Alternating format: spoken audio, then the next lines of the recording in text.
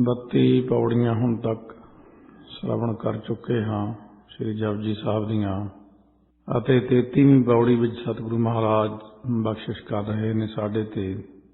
ਸੋ ਬੇਨਤੀ ਮਹਾਰਾਜ ਅੱਗੇ ਕੀਤੀ ਕਿ ਜੀਵ ਸੁਤੰਤਰ ਹੈ ਜਾਂ ਪਤੰਤਰ ਹੈ। ਮਹਾਰਾਜ ਸੱਚੇ ਪਾਤਸ਼ਾਹ ਨੂੰ ਬੇਨਤੀ ਜਦ ਕੀਤੀ, ਸਤਿਗੁਰੂ ਕਹਿਣ ਲੱਗੇ ਇਹ ਜੀਵ ਪਤੰਤਰ ਹੈ, ਆਜ਼ਾਦ ਨਹੀਂ ਹੈ। ਭਾਵ ਇਹ ਜੀਵ ਪਰਾਏ ਅਧੀਨ ਹੈ, ਕਿਉਂਕਿ ਇਸ ਵਿੱਚ ਆਪਣੇ ਆਪ ਕੁਝ ਕੰਮ ਕਰਨ ਦੀ ਤਾਕਤ ਨਹੀਂ ਹੈ। ਇਸਕੇ ਹਾਥ ਹੋਏ ਤਾਂ ਸਭ ਕੁਛ ਲੇ। ਮਹਾਰਾਜ ਪੰਜਵੇਂ ਪਾਤਸ਼ਾਹ ਵੀ ਜਿਵੇਂ ਫਰਮਾਉਂਦੇ ਨੇ ਕਿ ਜੇ ਇਹਦੇ ਹੱਥ 'ਚ ਹੋਵੇ ਇਹ ਤਾਂ ਸਾਰਾ ਕੁਝ ਹੀ ਚੱਕ ਲਵੇ, ਦੁਨੀਆ ਦਾ ਇਕੱਠਾ ਕਰ ਲਵੇ ਸਭ ਕੁਝ, ਪਰ ਇਹਦੇ ਹੱਥ ਵਿੱਚ ਕੁਛ ਹੀ ਨਹੀਂ। ਸੋਚਦਾ ਬਹੁਤ ਜ਼ਿਆਦਾ ਹੈ, ਬੋਲਦਾ ਵੀ ਬਹੁਤ ਜ਼ਿਆਦਾ ਹੈ, ਪਰ ਕਰ ਨਹੀਂ ਸਕਦਾ ਕੁਛ ਵੀ, ਸਿਰਫ ਰੌਲਾ ਹੀ ਪਾ ਸਕਦਾ। ਸੋ ਇਸ ਕਰਕੇ ਮਹਾਰਾਜ ਕਹਿਣ ਲੱਗੇ ਹੁਣ ਜਿਵੇਂ ਜੀਵ ਦੇ ਵਿੱਚ ਕੋਈ ਜ਼ੋਰ ਨਹੀਂ, ਆਖਣ ਜ਼ੋਰ।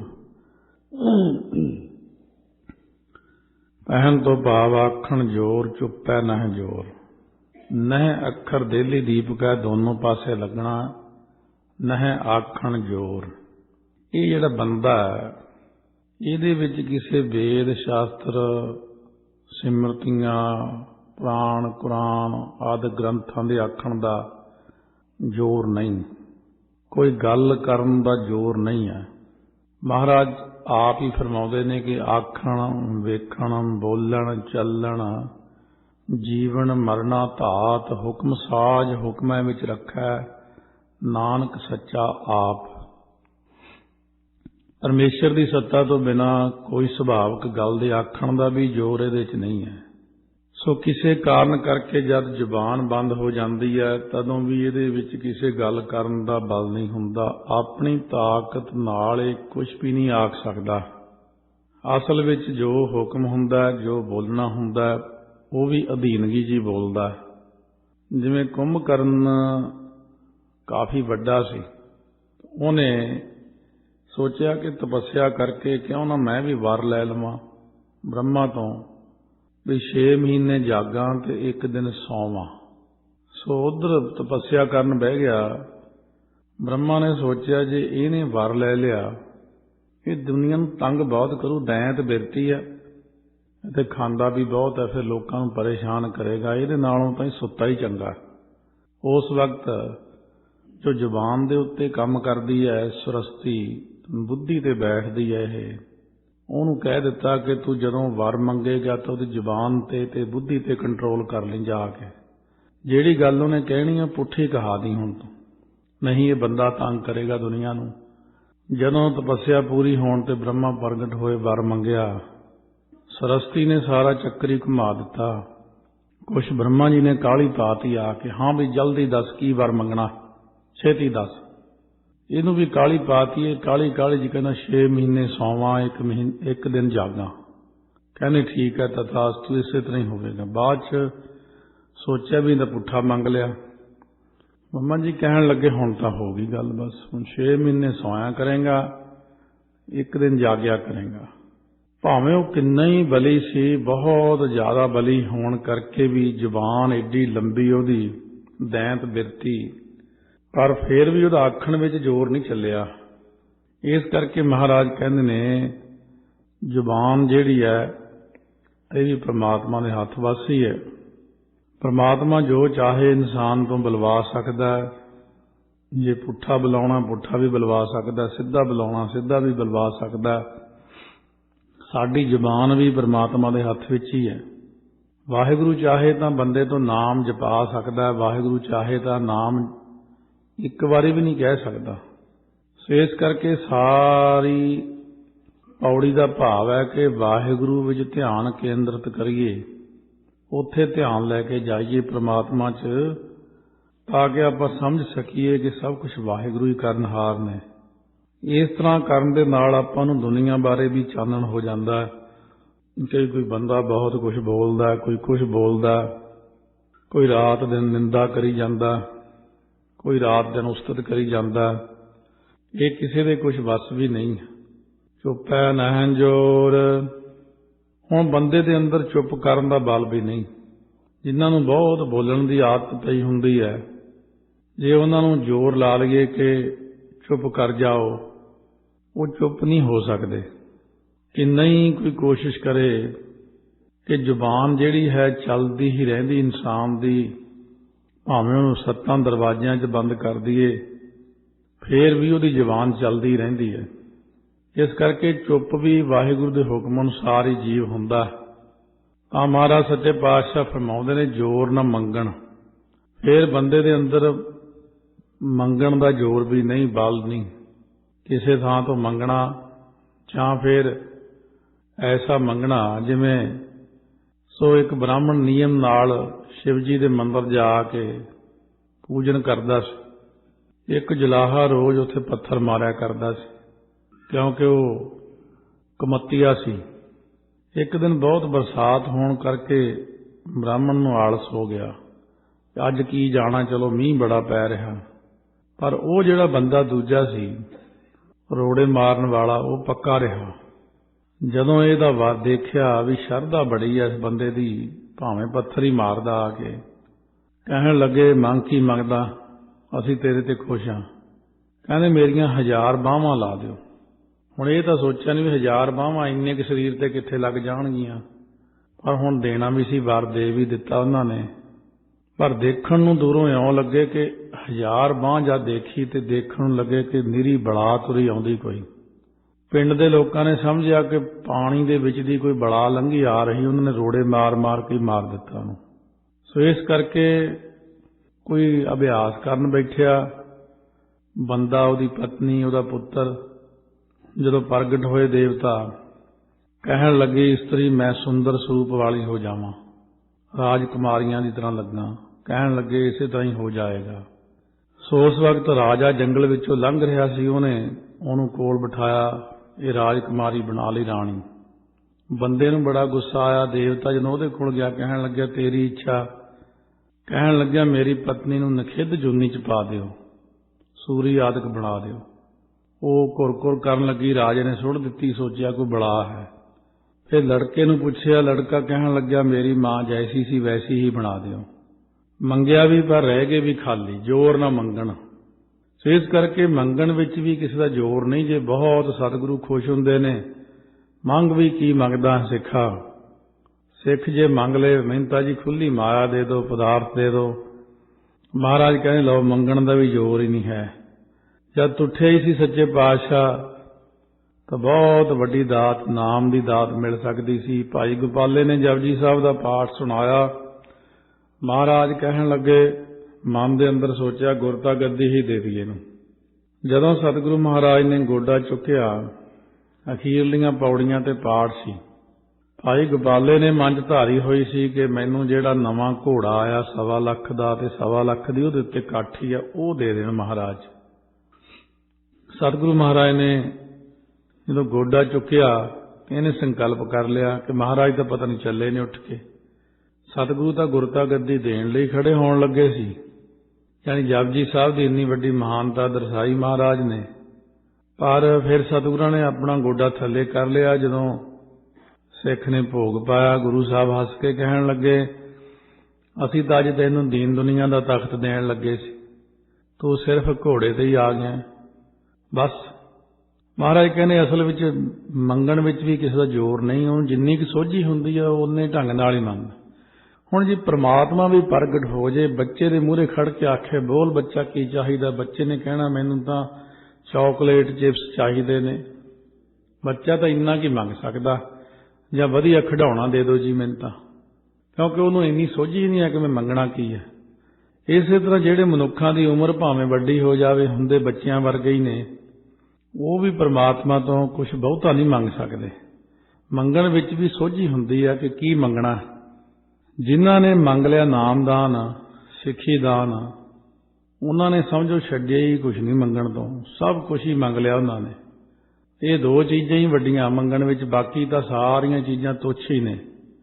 तो महाराज सच्चे पातशाह कहते हैं देण ना जोर। ਹੁਣ ਵਸਤੂ ਦੇ ਦੇਣ ਵਿੱਚ ਵੀ ਕਿਸੇ ਦਾ ਬਲ ਨਹੀਂ ਹੈ ਵੀ ਅਸੀਂ ਕਿਸੇ ਨੂੰ ਵਸਤੂ ਦੇ ਸਕੀਏ। ਜੋ ਮਹਾਰਾਜ ਕੋਈ ਬਚਨ ਕਰਨ, ਭਾਈ ਆਹ ਚੀਜ਼ ਦੇਣੀ ਆ ਜਾਂ ਆਹ ਗੱਲ ਕਰਨੀ ਆ, ਉਹ ਨਹੀਂ ਕਰ ਸਕਦੇ ਆਪਾਂ। ਇਸ ਕਰਕੇ ਸਤਿਗੁਰੂ ਮਹਾਰਾਜ ਕਹਿੰਦੇ ਨੇ ਇਹ ਵੀ ਇੱਕ ਬਲ ਹੁੰਦਾ, ਦਾਨ ਦੇਣ ਦਾ ਜਿਹੜਾ ਜ਼ੋਰ ਹੈ, ਬਲ ਹੈ। ਕਿਸੇ ਨੂੰ ਕੋਈ ਪਦਾਰਥ ਦੇਣ ਦਾ ਜ਼ੋਰ, ਬਲ ਹੈ। ਇਹ ਵੀ ਮਨੁੱਖ ਦੇ ਅੰਦਰ ਵਾਹਿਗੁਰੂ ਦੀ ਕਿਰਪਾ ਤੋਂ ਬਿਨਾਂ ਨਹੀਂ ਆ ਸਕਦਾ। ਇਸ ਕਰਕੇ ਕਈ ਦਸਵੰਧ ਦੇਣ ਲੱਗੇ ਹੀ ਪਿੱਛੇ ਨੂੰ ਭੱਜ ਲੈਂਦੇ ਨੇ। ਹਾਲਾਂਕਿ ਦਸਵੰਧ ਦੇਣ ਨਾਲ 100 ਗੁਣਾ ਵੱਧ ਮਾਇਆ ਘਰ 'ਚ ਆ ਜਾਂਦੀ, ਪਰ ਫਿਰ ਵੀ ਇਸ ਚੀਜ਼ ਨੂੰ ਸਮਝ ਨਹੀਂ ਸਕੇ। ਦੇਣ ਦਾ ਜ਼ੋਰ ਜਦੋਂ ਗੁਰੂ ਘਰ ਨੂੰ ਦੇਣਾ ਹੋਇਆ, ਉਦੋਂ ਬਹੁਤ ਕਮਜ਼ੋਰਾ ਜਿਹਾ ਮਰਿਆ ਜਿਹਾ ਰੁਪਈਆ ਕੱਢਣਗੇ। ਅਤੇ ਜਦੋਂ ਕਿਸੇ ਮਾੜੇ ਥਾਂ, ਕਿਸੇ ਗਾਉਣ ਵਾਲੇ ਨੂੰ ਕਿਤੇ ਸ਼ਰਾਬ ਦੇ ਠੇਕੇ ਤੇ ਦੇਣਾ ਹੋਵੇ, ਕਿਤੇ ਹੋਰ ਦੇਣਾ ਹੋਵੇ, ਉੱਥੇ ਬਹੁਤੇ ਪੈਸੇ ਕੱਢ ਕੇ ਦਿਖਾਉਣਗੇ। ਕਿਉਂ?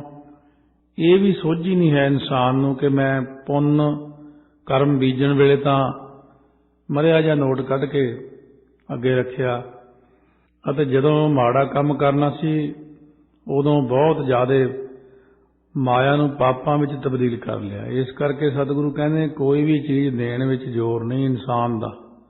ਇਹ ਵੀ ਬਲ ਉਹਦਾ ਦਿੱਤਾ ਹੋਇਆ ਹੀ ਇਨਸਾਨ ਦੇ ਅੰਦਰ। ਜ਼ੋਰ ਨਾ ਜੀਵਨ, ਜੇ ਕੋਈ ਕੋਸ਼ਿਸ਼ ਕਰੇ ਕਿ ਮੈਂ ਬਹੁਤ ਸਮਾਂ ਜਿਉਂ ਲਵਾਂਗਾ, ਮੈਂ ਤਰ੍ਹਾਂ ਤਰ੍ਹਾਂ ਦੀਆਂ ਦਵਾਈਆਂ ਖਾ ਕੇ ਉਮਰ ਲੰਬੀ ਕਰ ਲਵਾਂਗਾ, ਮੈਂ ਸਵਾਸ ਰੋਕ ਰੋਕ ਕੇ ਉਮਰ ਵੱਡੀ ਕਰ ਲਵਾਂਗਾ, ਮਹਾਰਾਜ ਕਹਿੰਦੇ ਜਿਉਣ ਵਿੱਚ ਵੀ ਜ਼ੋਰ ਨਹੀਂ। ਜਿਵੇਂ ਪ੍ਰੀਸ਼ਿਤ ਰਾਜੇ ਨੂੰ ਪਹਿਲਾਂ ਦੱਸ ਦਿੱਤਾ ਸੀ ਕਿ ਤੇਰੀ ਮੌਤ ਸੱਪ ਲੜਨ ਨਾਲ ਹੋਣੀ ਹੈ। ਉਹਨੇ ਕੀ ਕੀਤਾ?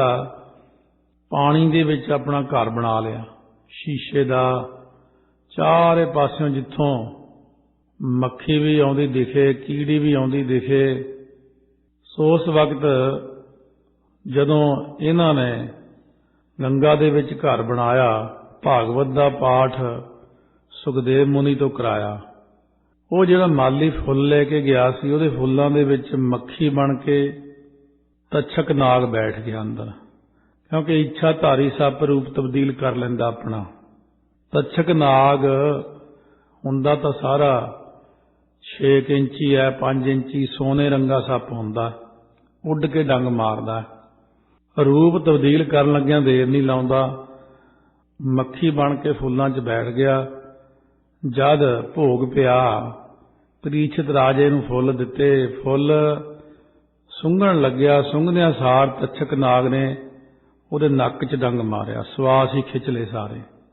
ਸੋ ਇਸ ਕਰਕੇ ਮਹਾਰਾਜ ਸੱਚੇ ਪਾਤਸ਼ਾਹ ਕਹਿੰਦੇ ਨੇ, ਪੰਜਵੇਂ ਪਾਤਸ਼ਾਹ ਨੇ ਇਹ ਸ਼ਲੋਕ ਉਚਾਰਨ ਕੀਤਾ ਸਹਿਜ ਕੀਰਤੀ 'ਚ, ਬਹੁ ਜਤਨ ਕਰਤਾ ਬਲਵੰਤ ਕਾਰੀ ਸੇਵੰਤ ਸੂਰਾ ਚਤੁਰ ਦਿਸਹਿ। ਕਹਿੰਦੇ ਦੇਖ ਲਓ, ਪ੍ਰੀਸ਼ਿਤ ਰਾਜਾ ਬਹੁਤ ਯਤਨ ਕਰਤਾ, ਬਲਵੰਤਕਾਰੀ ਬਲ ਵਾਲਾ ਸੀ ਬੜਾ। ਚਾਰੇ ਪਾਸੇ ਸੂਰਮੇ ਪਹਿਰੇਦਾਰ ਲੱਗੇ ਹੋਏ ਸੀ, ਜਿਹਦੇ ਮਹਿਲ 'ਚ ਗੰਗਾ ਦੇ ਵਿੱਚ ਘਰ ਬਣਾਉਣਾ ਸ਼ੀਸ਼ੇ ਦਾ, ਸ਼ੀਸ਼ ਮਹਿਲ। ਵਿਖਮ ਥਾਨ ਬਸੰਤ ਊਚਹਿ ਨ ਸਿਮਰੰਤ ਮਰਣੰ ਕਦਾਂਚਹਿ। ਵਿਖਮ ਥਾਂ ਤੇ, ਉੱਚੇ ਥਾਂ ਤੇ, ਬਸੰਤ ਉੱਚੇ ਥਾਂ ਤੇ, ਕਠਨ ਥਾਂ ਤੇ, ਜਿੱਥੇ ਕੋਈ ਜਾ ਹੀ ਨਹੀਂ ਸਕਦਾ, ਜਿੱਥੇ ਮੱਖੀ ਵੀ ਦੀਂਦੀ ਸੀ, ਕੀੜੀ ਵੀ ਦੀਂਦੀ ਪ੍ਰਵੇਸ਼ ਹੁੰਦੀ, ਉਹਨੂੰ ਵੀ ਮਾਰ ਸਕਦੇ ਸੀ ਉਹ। ਨ ਸਿਮਰੰਤ ਮਰਣੰ ਕਦਾਂਚਹਿ, ਕਦੇ ਵੀ ਕਹਿੰਦੇ ਮੌਤ ਨੂੰ ਉਹਨੇ ਯਾਦ ਤੱਕ ਨਹੀਂ ਕੀਤਾ ਵੀ ਮੈਂ ਇੱਥੇ ਮਰ ਵੀ ਜਾਵਾਂਗਾ। ਉਹ ਕਹਿੰਦਾ ਸੀ ਇੱਥੇ ਨਹੀਂ ਮਰ ਸਕਦਾ ਮੈਂ, ਪਰ ਰੱਬ ਦਾ ਹੁਕਮ ਹੋ ਜਾਵੇ ਜਦੋਂ, ਹੋਵੰਤ ਆਗਿਆ ਭਗਵਾਨ ਪੁਰਖ ਹੈ ਨਾਨਕ ਕੀਟੀ ਸਾਸ ਅਕਰਖ ਤੇ। ਜਦੋਂ ਭਗਵਾਨ ਪੁਰਖ ਵਾਹਿਗੁਰੂ ਦੀ ਆਗਿਆ ਹੋ ਜਾਂਦੀ ਹੈ, ਲਿਖੇ ਅਨੁਸਾਰ ਜਦੋਂ ਜਾਣ ਦਾ ਸਮਾਂ ਆ ਜਾਂਦਾ ਹੈ, ਕਹਿੰਦੇ ਕੀੜੀ ਵੀ ਬੰਦੇ ਦੇ ਸਾਹ ਖਿੱਚ ਲੈਂਦੀ ਹੈ, ਕੀੜੀ ਮਾਰ ਦਿੰਦੀ ਬੰਦੇ ਨੂੰ। ਇਸ ਕਰਕੇ ਸਤਿਗੁਰੂ ਮਹਾਰਾਜ ਕਹਿੰਦੇ ਜਿਉਣ ਵਿੱਚ ਵੀ ਜ਼ੋਰ ਨਹੀਂ ਹੈ ਕਿ ਮੈਂ ਧੱਕੇ ਨਾਲ ਜਿਉਂ ਲਵਾਂਗਾ, ਵੱਧ ਜਿਉਂ ਲਵਾਂਗਾ। ਮਹਾਰਾਜ ਕਹਿੰਦੇ ngਣ ਘਾਲੇ ਦਿਵਸ ਸਾਸ ਨੈ ਵੱਢਣ ਘਟਨ ਤਿਲਸਾਰ। ਇਸ ਕਰਕੇ ngਣ ਘਾਲੇ ਸਭ ਦਿਵਸ ਸਾਸ ਨੈ ਵੱਢਣ ਘਟਨ ਤਿਲਸਾਰ। ਮਹਾਰਾਜ ਕਹਿੰਦੇ ਨੇ ਕਿ ਗਿਣਤੀ ਦੇ ਸਵਾਸ ਹੀ ਪ੍ਰਮਾਤਮਾ ਨੇ ਪਾਏ ਹੋਏ ਨੇ, ਨਾ ਉਹ ਘਟ ਸਕਦੇ ਨੇ ਨਾ ਉਹ ਵੱਧ ਸਕਦੇ ਨੇ। इस करके इस चीज़ ਨੂੰ समझ के चलना। सवेरे हर कोई कहना मैं सवेरे जपजी साहब का पाठ किया सी, सवेरे कर लिया, बस पोथी तो कर लिया, पोथी रखती, करन तो फौरन बाद ही पाठ भुल गया। की सिद्धांत सी उहदे विच, की दस्सिया सी महाराज ने।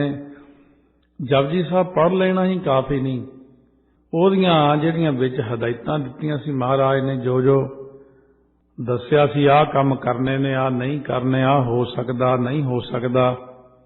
ਜਿੰਨਾ ਚਿਰ ਬੰਦਾ ਪਾਠ ਕਰਦਾ ਉਨਾ ਚਿਰ ਹੀ ਠੀਕ ਰਹਿੰਦਾ, ਪਾਠ ਤੋਂ ਬਾਅਦ ਫਿਰ ਉੱਥੇ ਹੀ ਚਲੇ ਜਾਂਦੀ ਬਿਰਤੀ। ਜਿੰਨਾ ਚਿਰ ਕਥਾ ਸੁਣਦੇ ਆ ਉਨਾ ਚਿਰ ਬਿਰਤੀ ਸੋਹਣੀ ਆ, ਬਾਅਦ 'ਚ ਬਦਲ ਜਾਂਦੀ ਆ। ਇਸ ਕਰਕੇ ਮਹਾਰਾਜ ਕਹਿੰਦੇ ਨੇ ਮਰਨ ਨਹਿ ਜੋਰ। ਕੋਈ ਕਹਿੰਦਾ ਮੈਂ ਪੁਰਾਣੀਆਂ ਚੀਜ਼ਾਂ ਨੇ ਕਿ ਕਾਸ਼ੀ 'ਚ ਜਾ ਕੇ ਮਰਾਂਗਾ, ਉੱਥੇ ਸ਼ਿਵ ਜੀ ਨੇ ਵਰ ਦਿੱਤਾ, ਮੁਕਤ ਹੋ ਜਾਂਦਾ ਇਨਸਾਨ। ਕੋਈ ਕਹਿੰਦਾ ਮੈਂ ਗੰਗਾ ਦੇ ਪ੍ਰਵਾਹ 'ਚ ਰੁੜ ਕੇ ਮਰਾਂਗਾ, ਕੋਈ ਕਹਿੰਦਾ ਮੈਂ ਆਹ ਕੰਮ ਕਰਦਾ ਹੀ ਮਰਾਂਗਾ। ਬਹੁਤ ਕੁਝ ਸੋਚਦੇ ਨੇ, ਪਰ ਬਲ ਨਹੀਂ ਹੁੰਦਾ ਉਹਨਾਂ, ਕਿਉਂਕਿ ਇਹ ਚੀਜ਼ਾਂ ਇਕੱਠੀਆਂ ਹੁੰਦੀਆਂ, ਦੇਸ਼ ਕਾਲ ਵਸਤੂ। ਜਿੱਥੇ ਤਿੰਨ ਚੀਜ਼ਾਂ ਇਕੱਠੀਆਂ ਹੁੰਦੀਆਂ ਨੇ ਉੱਥੇ ਜਾ ਕੇ ਹੀ ਇਨਸਾਨ ਚੜ੍ਹਾਈ ਕਰਦਾ। ਉਹ ਥਾਂ ਦਾ ਆ ਜਾਣਾ, ਉਹ ਸਮਾਂ ਆ ਜਾਣਾ, ਉੱਥੋਂ ਫਿਰ ਜਿੰਨਾ ਖਾਣਾ ਸੋ ਮੁੱਕਿਆ। ਜਦੋਂ ਦਾਣਾ ਖਾਣਾ ਉਦੋਂ ਹੀ ਸਰੀਰ ਛੱਡਣਾ, ਉਦੋਂ ਪਹਿਲਾਂ ਜਾਣਾ ਨਹੀਂ। ਤਾਂ ਸਤਿਗੁਰੂ ਮਹਾਰਾਜ ਕਹਿੰਦੇ ਇਹ ਸਮਝ ਕੇ ਚੱਲੋ ਕਿ ਮਰਨ ਨਹਿ ਜੋਰ। ਬੰਦੇ ਦਾ ਮਰਨ ਵਿੱਚ ਵੀ ਆਪਣਾ ਜ਼ੋਰ ਨਹੀਂ। ਇਸ ਕਰਕੇ ਬੰਦਾ ਸੁਤੰਤਰ ਨਹੀਂ ਹੈ, ਪਤੰਤਰ ਹੈ ਇਨਸਾਨ।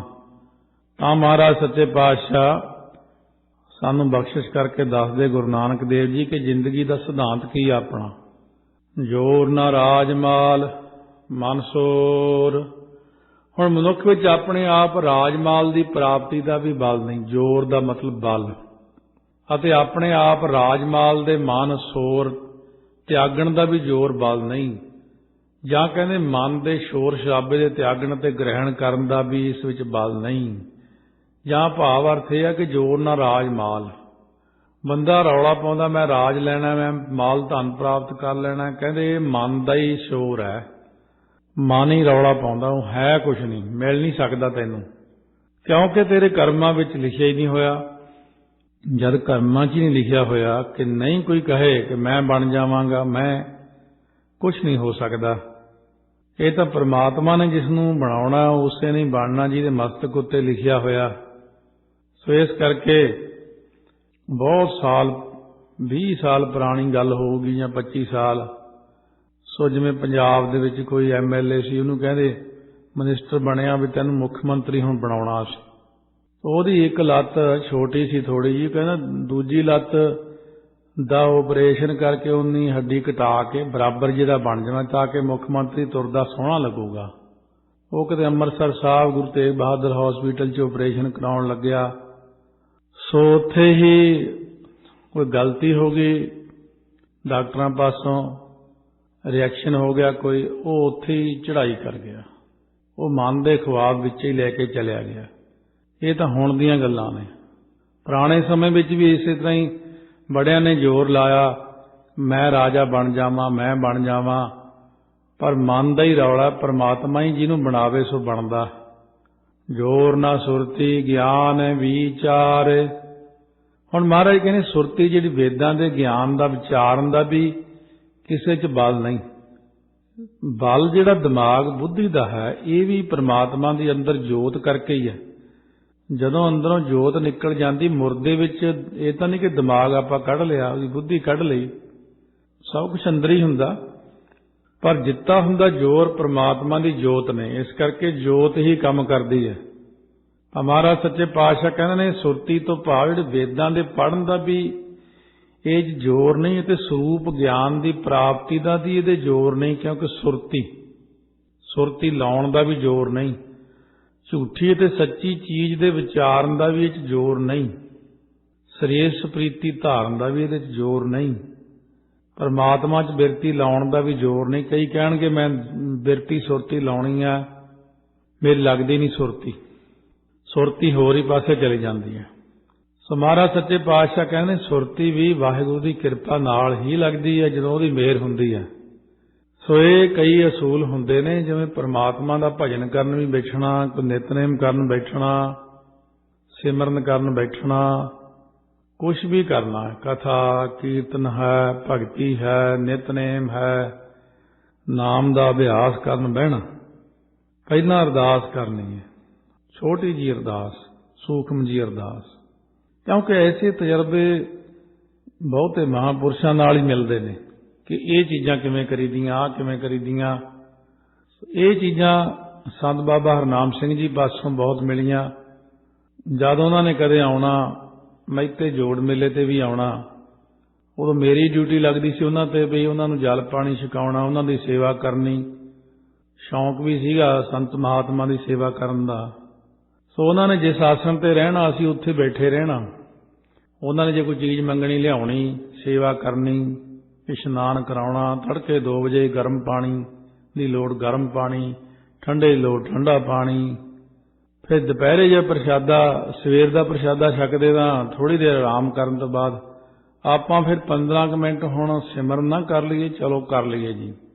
ਅੱਛਾ, ਫਿਰ ਉਹਨਾਂ ਨੇ ਸਿਮਰਨ ਤੋਂ ਪਹਿਲਾਂ ਹੱਥ ਜੋੜ ਕੇ ਅਰਦਾਸ ਕਰਨੀ ਸਾਨੂੰ ਸੁਣਾ ਕੇ, ਮਹਾਰਾਜ ਅਸੀਂ ਹੁਣ ਸਿਮਰਨ ਕਰਨ ਲੱਗੇ ਹਾਂ, ਤੁਸੀਂ ਰਸ ਇਕਾਗਰਤਾ ਟਿਕਾ ਬਖਸ਼ਿਸ਼ ਕਰਿਓ। ਫਿਰ 15 ਮਿੰਟ ਤੱਕ ਚੁੱਪ ਕਰਕੇ ਬੈਠੇ ਰਹਿਣਾ, ਸਿਮਰਨ ਕਰੀ ਜਾਣਾ। 15 ਮਿੰਟਾਂ ਬਾਅਦ ਫਿਰ ਅਰਦਾਸ ਕਰਨੀ, ਇਹ ਮਹਾਰਾਜ ਅਸੀਂ ਸਾਰਿਆਂ ਨੇ ਰਲ ਕੇ ਸਿਮਰਨ ਕੀਤਾ, ਤੁਸੀਂ ਬਰਕਤ ਪਾਇਓ, ਸਿਮਰਨ 'ਚ ਰਸ ਪਾਇਓ, ਇਕਾਗਰਤਾ ਬਖਸ਼ਿਓ। ਸੋ ਇਸ ਤਰ੍ਹਾਂ ਕੁਝ ਅਸੂਲ ਹੁੰਦੇ ਨੇ ਇਨਸਾਨ ਦੇ। ਜੇ ਗੁਰੂ ਅਰਜਨ ਦੇਵ ਜੀ ਨੇ ਉਹਨਾਂ ਨੂੰ ਵਚਨ ਕੀਤਾ, ਇਹੋ ਸ਼ਲੋਕ ਆਦਿ ਅੰਤ ਪੜ੍ਹਨਾ, ਗੁਰਦੇਵ ਮਾਤਾ ਗੁਰਦੇਵ ਪਿਤਾ। ਇਹਦਾ ਭਾਵ ਅਰਥ ਪੁੱਛਿਆ ਕੀ ਹੈ, ਕਹਿੰਦੇ ਕੋਈ ਵੀ ਕੰਮ ਕਰਨ ਤੋਂ ਪਹਿਲਾਂ ਇਹ ਸ਼ਲੋਕ ਪੜ੍ਹੋ, ਬਾਅਦ 'ਚ ਪੜ੍ਹੋ, ਸਾਡਾ ਆਸ਼ੀਰਵਾਦ ਰਹਿੰਦਾ। ਸੋ ਇਸ ਤਰ੍ਹਾਂ ਕੋਲ ਰਹਿਣ ਤੋਂ ਬਹੁਤ ਸਾਰੀਆਂ ਚੀਜ਼ਾਂ ਸਿੱਖੀਆਂ ਜਾਂਦੀਆਂ, ਪਤਾ ਲੱਗਦੀਆਂ ਨੇ। ਸਤਿਗੁਰੂ ਮਹਾਰਾਜ ਸੱਚੇ ਪਾਤਸ਼ਾਹ ਇਸੇ ਕਰਕੇ ਕਹਿੰਦੇ ਨੇ ਕਿ ਸੁਰਤੀ ਲਾਉਣ ਵਿੱਚ ਵੀ ਸਾਡਾ ਕੋਈ ਜ਼ੋਰ ਨਹੀਂ, ਗਿਆਨ ਵਿੱਚ ਵੀ ਸਾਡਾ ਕੋਈ ਜ਼ੋਰ ਨਹੀਂ। ਇਹਦੇ ਸਾਰੀ ਪੌੜੀ ਦਾ ਭਾਵ ਅਰਥ ਹਉਮੈ ਦਾ ਤਿਆਗ ਹੈ। ਆਪਣਾ ਕੋਈ ਜ਼ੋਰ ਨਹੀਂ, ਆਪਾਂ ਆਪਣੇ ਜ਼ੋਰ ਨਾਲ ਕੁਝ ਨਹੀਂ ਕਰ ਸਕਦੇ।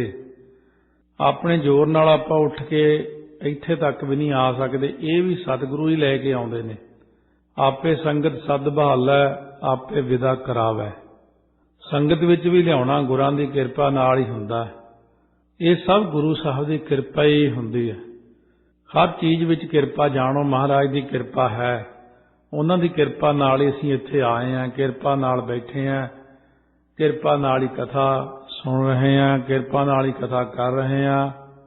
ਇਉਂ ਜਾਣ ਲੈਣਾ ਕਿ ਪ੍ਰਮਾਤਮਾ ਹੀ ਕਰਾ ਰਹੇ ਨੇ ਸਾਥੋਂ, ਅਸੀਂ ਆਪ ਕੁਝ ਨਹੀਂ ਕਰਨ ਜੋਗੇ।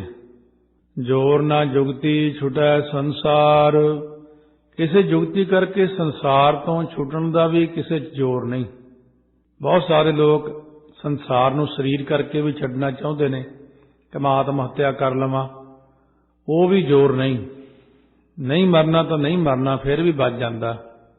ਅਤੇ ਇੱਕ ਹੁੰਦਾ ਜੋਰ ਨਾ ਜੁਗਤੀ ਛੁਟੈ ਸੰਸਾਰ, ਸੰਸਾਰ ਨੂੰ ਛੱਡਣਾ ਦੂਜੇ ਢੰਗ ਨਾਲ ਕਿ ਇਹਦਾ ਮੋਹ ਮਾਇਆ ਮਮਤਾ ਦਾ ਜੰਜਾਲ ਮਨ ਦੇ ਅੰਦਰੋਂ ਤਿਆਗ ਦੇਣਾ, ਇਹ ਵੀ ਸਾਡੇ 'ਚ ਜ਼ੋਰ ਨਹੀਂ।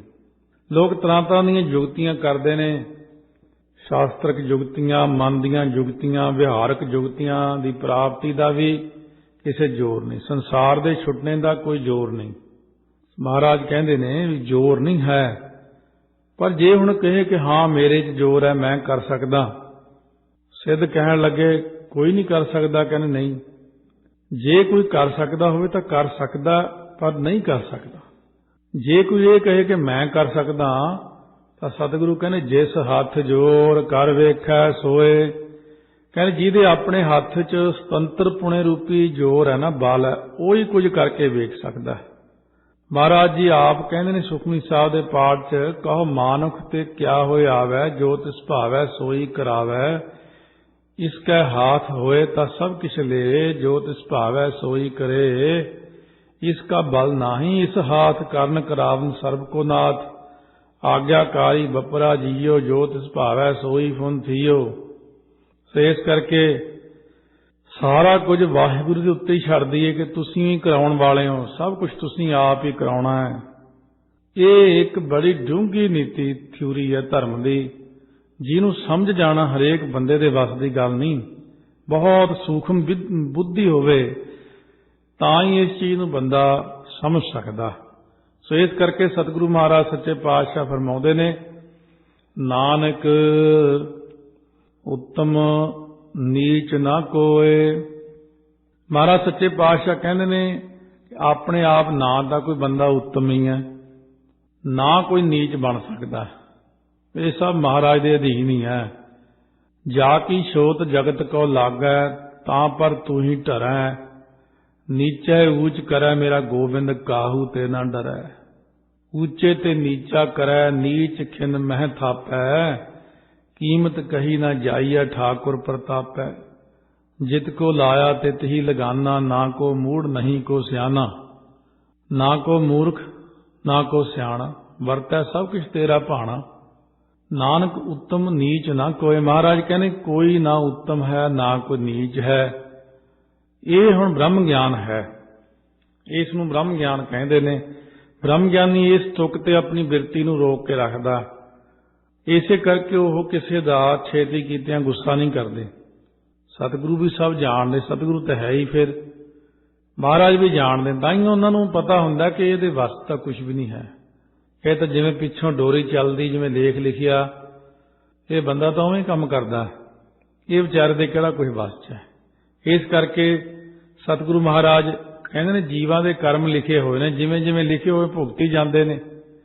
ਪਰ ਜਦੋਂ ਸਮਾਂ ਐਸਾ ਆਉਂਦਾ, ਬਹੁਤਾ ਹੀ ਜ਼ਿਆਦਾ ਘਾਲਾ ਮਾਲਾ ਹੋ ਜਾਂਦਾ ਜੀਵਾਂ ਦੇ ਵਿੱਚ।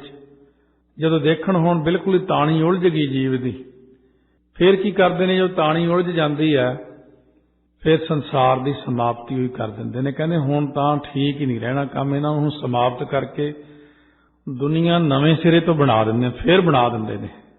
ਕਿਉਂਕਿ ਦੁਨੀਆ ਦੇ ਵਿੱਚ ਇੱਕ ਸਿਸਟਮ ਹੀ ਇੰਨੇ ਗਲਤ ਹੋ ਜਾਂਦੇ ਕਿ ਉਹਦੇ ਵਿੱਚ ਹਰੇਕ ਮਨੁੱਖ ਨੂੰ ਹੀ ਤੁਰਨਾ ਪੈਂਦਾ। ਫਿਰ ਜਿਵੇਂ ਹੁਣ ਦੁਨੀਆ 'ਚ ਤੰਬਾਕੂ ਦਾ ਜ਼ੋਰ ਹੋ ਗਿਆ, ਹਰੇਕ ਬੱਚਾ ਹੀ ਪੀ ਜਾਂਦਾ, ਸਾਰੇ ਹੀ ਪੀ ਜਾਂਦੇ, ਵਿੱਚ ਹੀ ਸਭ ਕੁਝ। ਹੁਣ ਇਸ ਸਿਸਟਮ ਨੂੰ ਕੋਈ ਰੋਕ ਨਹੀਂ ਸਕਦਾ, ਖਾਣ ਦੇ ਮੂੰਹ ਨੂੰ ਕੋਈ ਬੰਦ ਨਹੀਂ ਕਰ ਸਕਦਾ। ਜੋ ਦੁਨੀਆ ਭਰ ਦੀ ਗੰਦਗੀ ਸਭ ਖਾਈ ਤੁਰੇ ਜਾ ਰਹੇ। ਜੇ ਕਿਤੇ ਉਹਦੇ ਮੂੰਹ 'ਚੋਂ ਮਾੜਾ ਜਿਹਾ ਖੋਹਣ ਦਾ ਜਿਹਨੇ ਵੀ ਪਾਸੇ ਕਰਦੇ ਇਹਨੂੰ, ਉਹ ਅੱਗਿਓਂ ਗੁੱਸੇ ਹੁੰਦਾ, ਲੜਾਈ ਕਰਦਾ, ਝਗੜਾ ਕਰਦਾ, ਕੁੱਕਰ ਦੀ ਤਰ੍ਹਾਂ ਪੈਂਦਾ ਟੁੱਟ ਕੇ ਵੀ ਤੂੰ ਕੌਣ ਹੁੰਦਾ ਮੈਨੂੰ ਹਟਾਉਣ ਵਾਲਾ। ਸੋ ਇਸ ਕਰਕੇ ਹੁਣ ਦੁਨੀਆ ਦਾ ਸਿਸਟਮ ਇੰਨਾ ਗੰਦਾ ਹੋ ਗਿਆ ਕਿ ਵਿਕਾਰਾਂ ਵਿੱਚੋਂ ਦੁਨੀਆ ਨਿਕਲ ਹੀ ਨਹੀਂ ਸਕਦੀ। ਜ਼ੋਰ ਲਾ ਲਈਏ, ਵਿਕਾਰਾਂ 'ਚੋਂ ਨਹੀਂ ਕੱਢ ਸਕਦੇ ਆਪਾਂ ਇਹਨਾਂ ਨੂੰ, ਨਾਸਤਿਕਤਾ 'ਚੋਂ ਨਹੀਂ ਕੱਢ ਸਕਦੇ। ਹੁਣ ਇਸ ਵਕਤ ਜੇ ਵਿਚਾਰ ਕੇ ਦੇਖੀਏ, 98% ਸ੍ਰਿਸ਼ਟੀ ਖਰਾਬ ਹੋ ਗਈ, 2% ਹੀ ਰਹਿ ਗਈ ਬਾਕੀ ਠੀਕ, ਜਿਹੜੀ ਉਹਦੇ ਕਾਨੂੰਨਾਂ ਦੇ ਮੁਤਾਬਕ ਹੈ। ਊਂ ਤਾਂ ਦੇਖਣ ਨੂੰ ਸਾਰੇ ਠੀਕ ਹੀ ਲੱਗਦੇ ਨੇ, ਊਂ ਤਾਂ ਸਾਰੇ ਕਹਿੰਦੇ ਮੈਂ ਠੀਕ ਮੈਂ ਠੀਕ, ਪਰ ਵਾਸਤਵ ਦੇ ਵਿੱਚ ਜਿਹੜੀ ਪਰਮਾਤਮਾ ਦੀ ਨਿਗਾਹ ਉਹਦੇ ਰਾਹੀਂ ਜੇ ਦੇਖੀਏ ਤਾਂ ਧਰਤੀ ਦੇ ਉੱਤੇ ਚੰਦ ਬੰਦੇ ਹੀ ਨੇ ਜਿਹੜੇ ਪਰਮਾਤਮਾ ਨੂੰ ਚੰਗੇ ਲੱਗਦੇ ਨੇ। 7 ਅਰਬ ਆਬਾਦੀ ਹੈ ਸੰਸਾਰ ਦੀ, ਪਰ 7 ਅਰਬ ਆਬਾਦੀ ਵਿੱਚੋਂ ਕੁਝ ਕੁ ਹਜ਼ਾਰ ਕੁ ਬੰਦੇ ਨੇ ਜਿਹੜੇ ਵਾਹਿਗੁਰੂ ਨੂੰ ਚੰਗੇ ਲੱਗਦੇ ਨੇ, ਉਹਦੇ ਭਾਣੇ ਅਨੁਸਾਰ ਚੱਲਦੇ ਨੇ, ਬਾਕੀ ਸਾਰੇ ਉਹਨੂੰ ਭਾਉਂਦੇ ਹੀ ਨਹੀਂ। ਇਹ ਗੱਲਾਂ ਸਾਰੀਆਂ ਸੰਤਾਂ ਮਹਾਤਮਾ ਤੋਂ ਪਤਾ ਲੱਗਦੀਆਂ। ਬਾਬਾ ਸ਼ਾਦੀ ਸਿੰਘ ਜੀ ਰੋਪੜ ਹੈਡ ਵਾਲੇ ਬਹੁਤ ਪਹਿਲਾਂ ਹੁਣ ਚੜ੍ਹਾਈ ਕਰ ਗਏ। 1980 'ਚ ਉਹਨਾਂ ਨੇ ਗੱਲ ਕਹੀ ਸੀ, ਕਹਿੰਦੇ ਪਰਮਾਤਮਾ ਨੂੰ ਦੁਨੀਆ ਚੰਗੀ ਨਹੀਂ ਲੱਗ ਰਹੀ, ਸਾਰੀ ਖਤਮ ਕਰਨ ਨੂੰ ਪਲੈਨਿੰਗ ਬਣ ਰਹੀ ਹੈ ਉਹਨਾਂ ਦੀ। ਪਰਮਾਤਮਾ ਨਹੀਂ ਚਾਹੁੰਦੇ ਦੁਨੀਆ ਰੱਖਣੀ ਹੁਣ।